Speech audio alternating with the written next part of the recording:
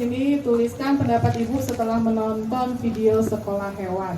Caranya juga sama, silakan ambil di sini Bu.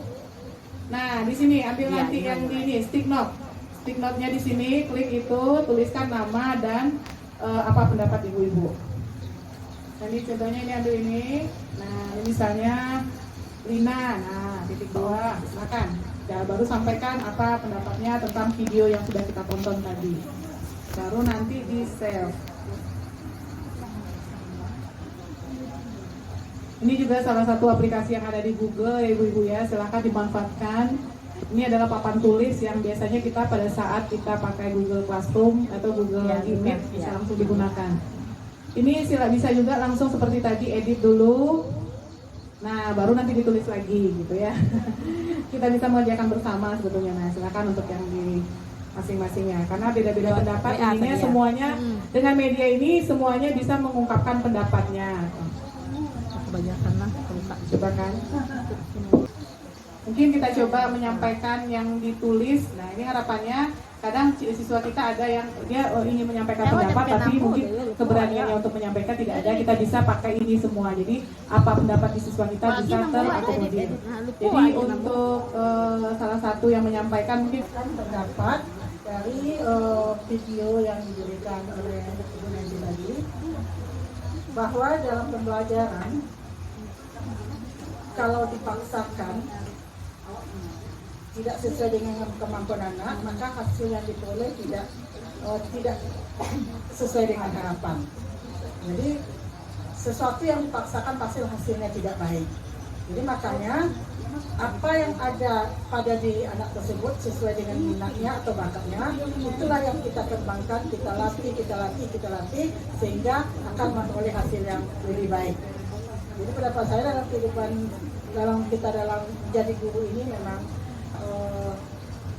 kita lihat kemampuan anak di mana dia bagusnya. Jadi kita memang kalau dia nggak suka kimia kita nggak bisa paksa, tapi kita beri motivasi, tapi kita nggak bisa memaksakan. Kalau nilainya segitu ya usahalah lebih baik, tapi tidak usah kita kata-katain anak-anak tersebut. Jadi semakin dalam pembelajaran sudah sekian tahun kita belajar, pasti kita menyadari diri kita bahwa semua anak tidak mungkin suka kimia, semua anak tidak mungkin dia mau kimia juga. Jadi memang sebaiknya sesuai dengan kebutuhan dan minat bakat yang dimiliki anak tersebut, proses pembelajaran itu lebih manusiawi lagi kalau menurut saya. Terima kasih. Assalamualaikum warahmatullahi wabarakatuh. Waalaikumsalam warahmatullahi wabarakatuh. Terima kasih aplaus kepada Bu Kesia. Terima kasih Ibu dari SMA Negeri 1 Rau Utara. Di sini lanjut. Di sini saya akan memberikan hasil yang saya tonton dari videonya. Videonya sangat menarik Ibu, sangat-sangat sesuai sekali dengan apa yang terjadi di lapangan. Sekolah kami agak pinggiran Bu, agak jauh dari raunya. Minat belajar siswa itu sangat-sangat memprihatinkan. Dan melihat kurikulum kita sekarang, itu banyak sekali siswa itu yang dipaksakan untuk mengikuti yang sudah disediakan. Jadi terkadang minat siswa itu tidak terrealisasikan, dia bakatnya di sini tidak terrealisasikan. Jadi video yang ditampilkan tadi itu sangat-sangat sesuai dengan yang terjadi di lapangan. Bakat yang mereka sudah miliki itu malah harusnya lebih tergali, lebih block up terlebih. Jadi sehingga mereka bisa punya potensinya itu bisa tidak lebih terendam tapi lebih menonjol, itu harapan kita. Tapi kenyataannya karena mereka harus menguasai, sehingga yang juaranya itu yang rata-rata, ini bisa sedikit, itu bisa sedikit, sehingga yang betul-betul harusnya punya potensi dalam masing-masing bidang tidak terakomodir. Nah, jadi banyak frustasi, jadi mereka seperti itulah kondisi siswa kita selama ini. Nah, itu maka kenapa kurikulum Merdeka ini sangat diharapkan mereka betul-betul pembelajaran berdiferensiasi dimulai dengan menentukan kebutuhannya. Apa sih hobinya, apa sih bakatnya.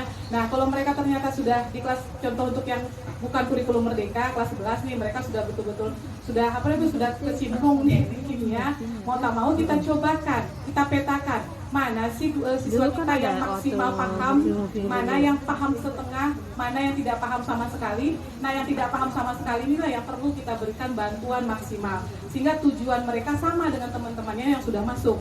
Nah, jadi kalau mereka yang sudah paham, itu berarti sudah dengan pertanyaan pemantik, pertanyaan yang pembimbingan, mereka sudah bisa belajar sendiri. Tapi kalau yang belum paham, itulah yang perlu kita dampingi, kita berikan apa mungkin sesuai dengan minatnya. Mungkin dia suka nonton video, nah silahkan kita ambil video-video pembelajaran kimia. Jadi itu bagi mereka yang sudah ya, kalau yang kuliah kelas 11 sama kelas 12.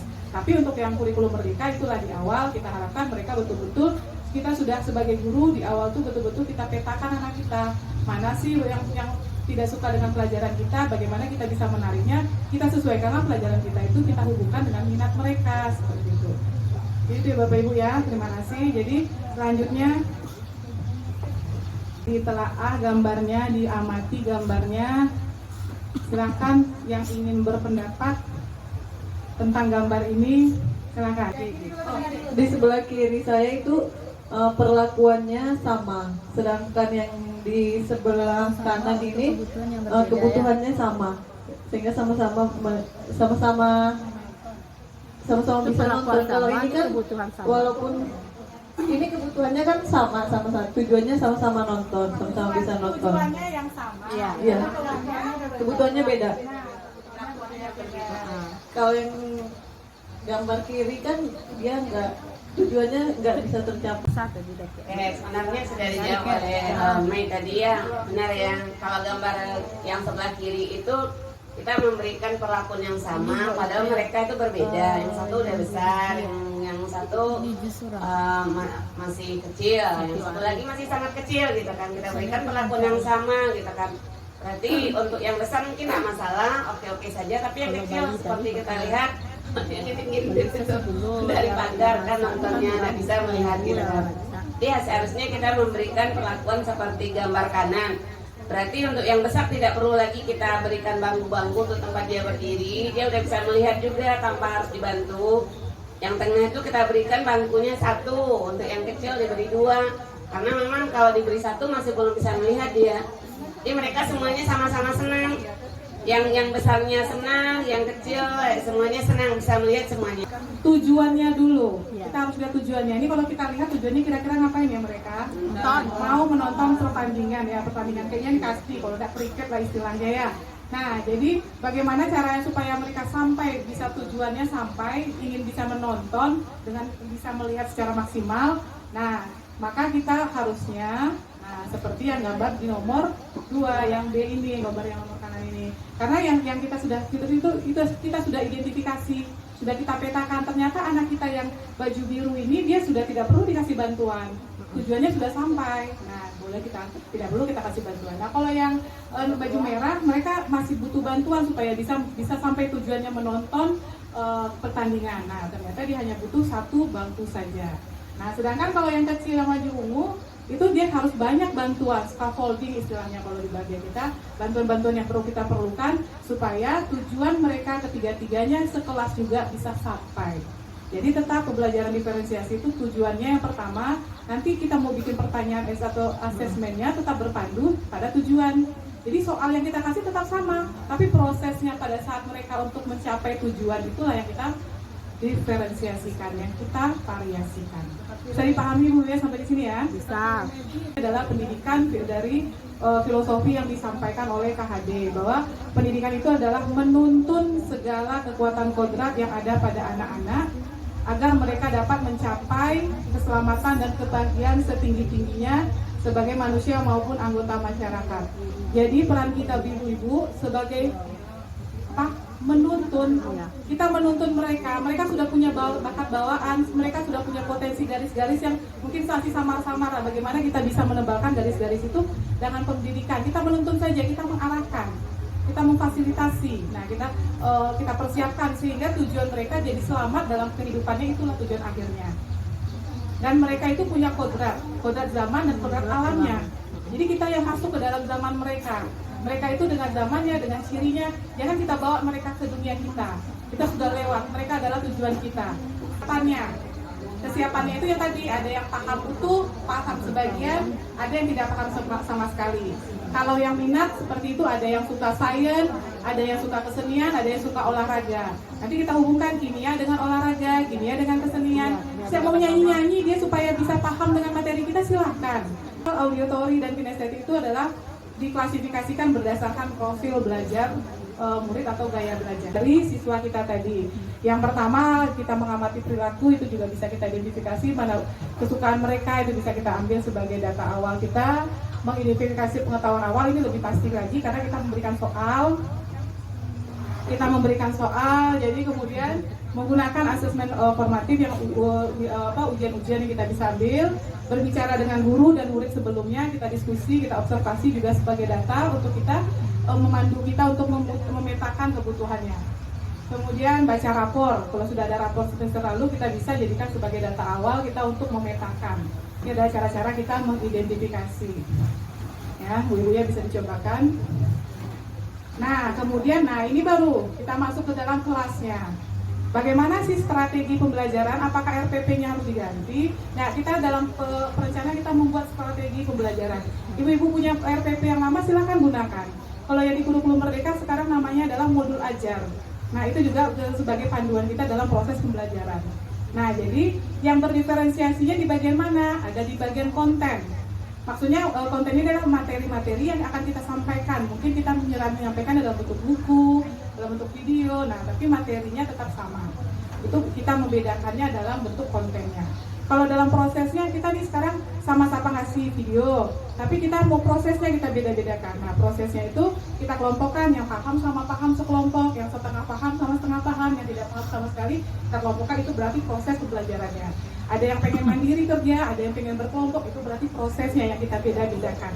Nah, kemudian kalau produknya, kita kontennya mau tetap sama nih, kita mau kasih bahan ajar karena kita sudah bikin LKPD, jadi semuanya harus punya dapat LKPD. Prosesnya juga kita ini mereka ceramah dengan dari kita saja. Nah, kita bedakan di produknya. Mereka mungkin tugas akhirnya sesuaikanlah, dia mungkin pengen bikin pakai model video boleh, pengen pakai suara saja, ikatan kimia adalah ini silakan, seperti itu. Kemudian dia mau menulis silakan, tergantung dengan produknya disesuaikan dengan bakatnya. Jadi boleh, kalau kita ketiga-tiganya mau kita diferensiasikan, bolehkah? Boleh.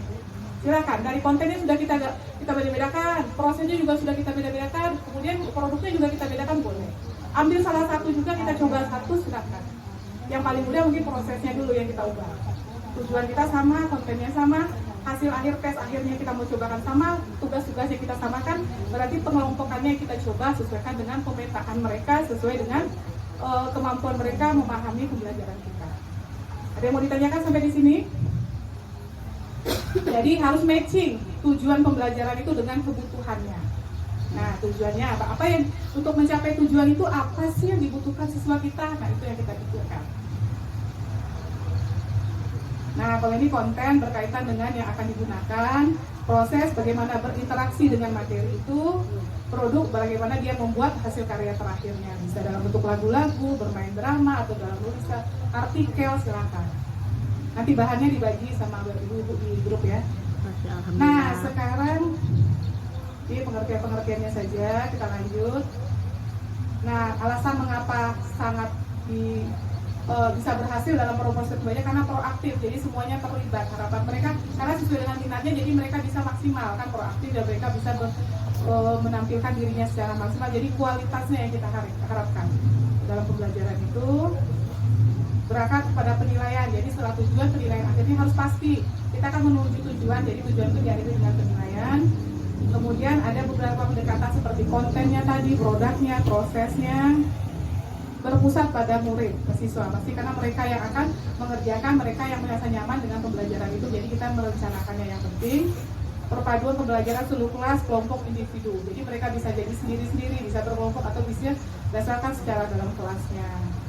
Dan dinamis, bisa kita setting, bisa kita buat dengan sistem yang betul-betul nyaman bagi siswa kita. Jadi kita merencanakannya tidak selalu baku harus seperti ini, harus seperti silakan. Mau mereka ribut di sana, di sini silakan. Ada yang cuma pandainya diam-diam aja belajar diam, nah kita fasilitasi. Nah kalau yang itu mereka bisanya berdiskusi, pokoknya silakan gitu. Jadi kita kasih, kita buatkan bagaimana terfasilitasi selama 2 jam pembelajaran kita. Gitu. Boleh prosesnya yang kita variasikan, boleh nanti kontennya supaya beda-beda. Ada yang video, ada yang tempel-tempelan, ada yang narasi misalnya. Kemudian ada yang tugas akhirnya yang di